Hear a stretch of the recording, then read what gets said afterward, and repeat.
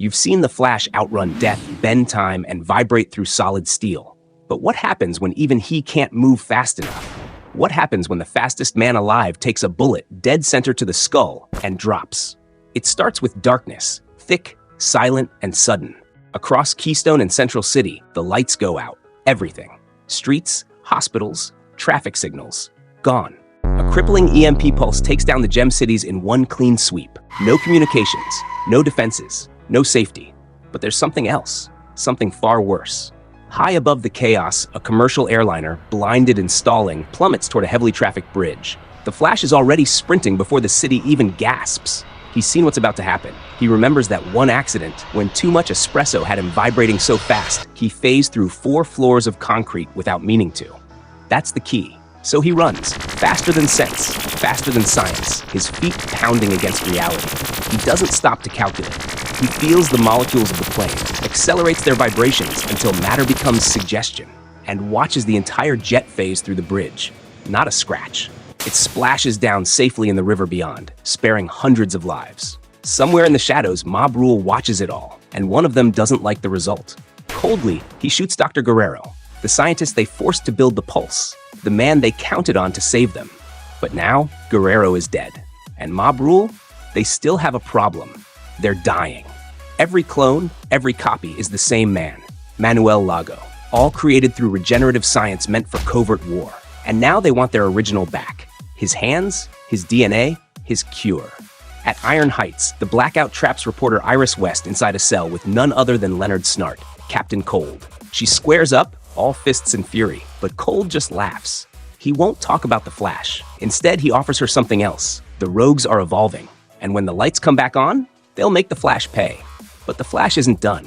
Not yet. While the cities struggle without power, Barry is a blur of motion. He saves children from a frozen carnival ride, pulls civilians from a stalled elevator, rounds up escaped zoo animals with care and precision. And still, he runs. Far away in the Badlands, Dr. Darwin Elias follows a faint echo of the EMP's energy. His car is mechanical.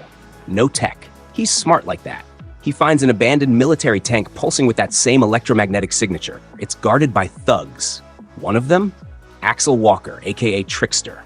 Elias doesn't stand a chance. Mob Rule takes him. They need someone to replace Guerrero. Someone who can save them from their curse of short-lived existence. Elias might be the answer. Back in the city, Captain Fry assigns his men to assist in Keystone and contain the civil unrest brewing there. While he speaks, Patty Spivot quietly whispers to Barry. She's compiled a list of doctors involved in a military testing project called Bellator. When the captain assigns a street that Patty recognizes from her list, she claims it for herself and drags Barry with her.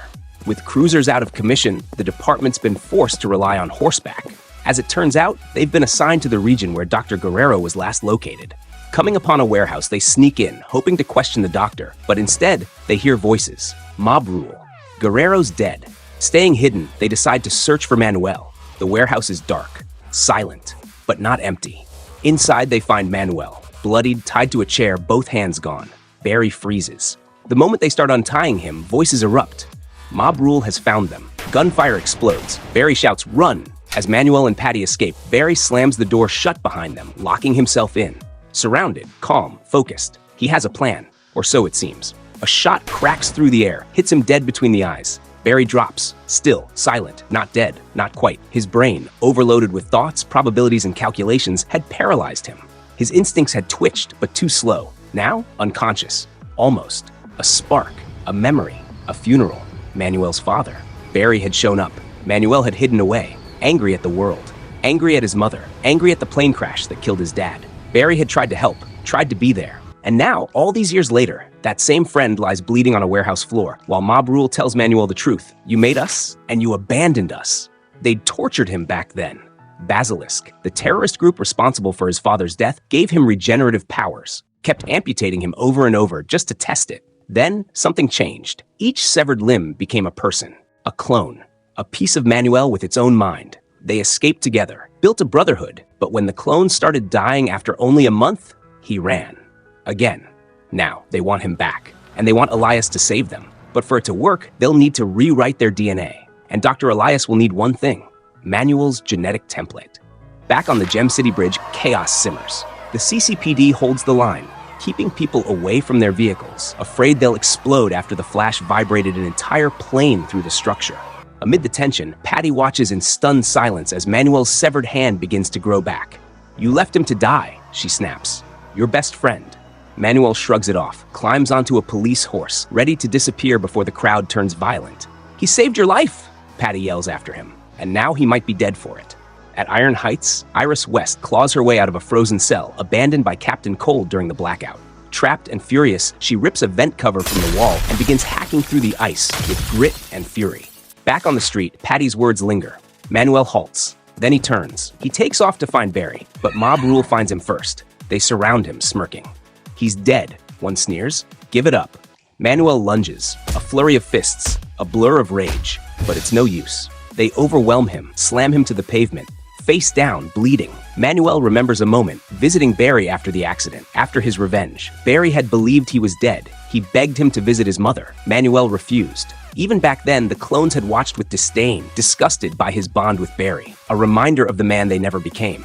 "You made us," one of them whispers now, "and you got him killed." And this time, Manuel doesn't argue. Somewhere far away, buried in silence, Barry stirs, alive. He jolts awake, vision spinning, heart pounding. For a moment, he can't tell what already happened and what almost did. He remembers the bullet, the moment it grazed his temple. His mind had been moving too fast. Probabilities, plans, possibilities all folding into one tangled blur. He froze, but instinct saved him. Reflexes sharpened by the speed force, neurons firing faster than thought. The shot missed him by a femtosecond, just enough time to move, just enough time to live. But the motion slammed his head into a wall and knocked him out cold. Now, lying in the rubble, he sees it, a necktie. Dr. Elias. They've taken him. The weight of it all hits at once. Manuel, Patty, the clones, the city on the edge. Barry stands, no more thinking, no more hesitation. He presses the ring. The suit bursts out, wrapping him in scarlet lightning as he leaps from the crumbling warehouse. I run toward danger. That's who I am. I'm the Flash. Behind him, the building erupts in flame, but he's already gone. A streak of red cutting through the smoke. He won't stop. Not now. Not ever.